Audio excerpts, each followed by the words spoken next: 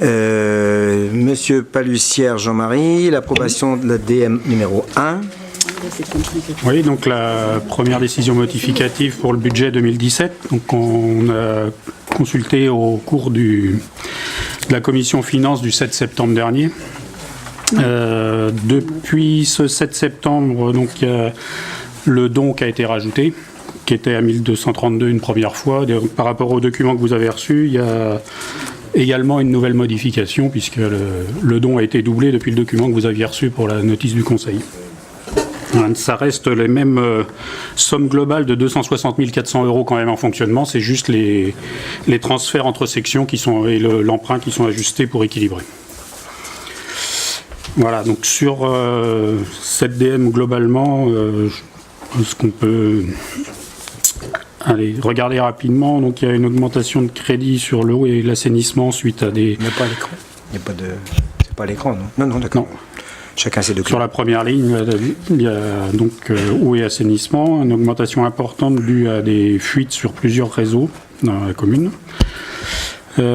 Sur la ligne 61 352, 16 800, c'est les bungalows qui sont installés dans les écoles. Donc il y avait la location qui avait été budgétée, mais il y a eu les frais d'installation à rajouter. Ensuite, frais d'installation qu'on ne connaissait pas. On n'avait pas le devis à l'époque. Si on descend jusqu'en 64 131 rémunération, donc c'est pour les personnels non titulaires, donc c'est pour budgéter des remplacements de personnel qui vont être soit en congé maternité, soit qui ont quitté ou vont quitter très prochainement la ville et qui vont être donc remplacés par des non titulaires sur la fin de l'année. Donc 45 600 € et toutes les cotisations sur les lignes autour qui correspondent.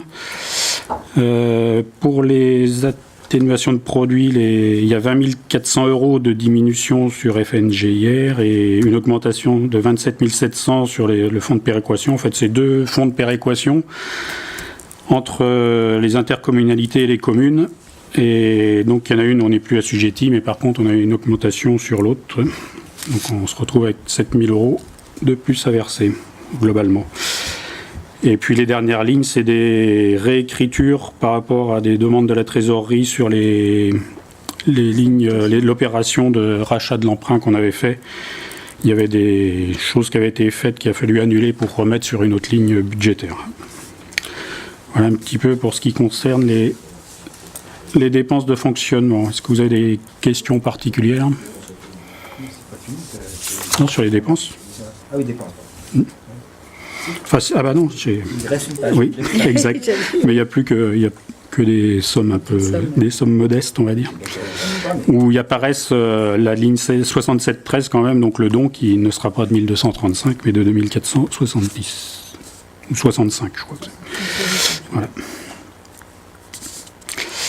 Et sur la partie investissement, donc globalement, c'est une opération très réduite puisqu'il y a 9 465 € au global. Donc on retrouve des opérations d'ordre concernant l'emprunt. Et puis on a donc des ajustements suite aux appels d'offres, plus 17 000 € pour le terrain de foot, moins 45 000 pour la DAP, donc la mise en conformité de différents bâtiments, et plus 45 000 pour la toiture de la salle Jules Léoté. Voilà. Ensuite, on a la signalisation, les panneaux sur les chemins piétonniers pour 15 000 € qui ne se feront pas cette année, faute de temps des services. Voilà. Et donc, globalement, tout s'équilibre un peu entre ce qui était prévu et ce qu'on va dépenser.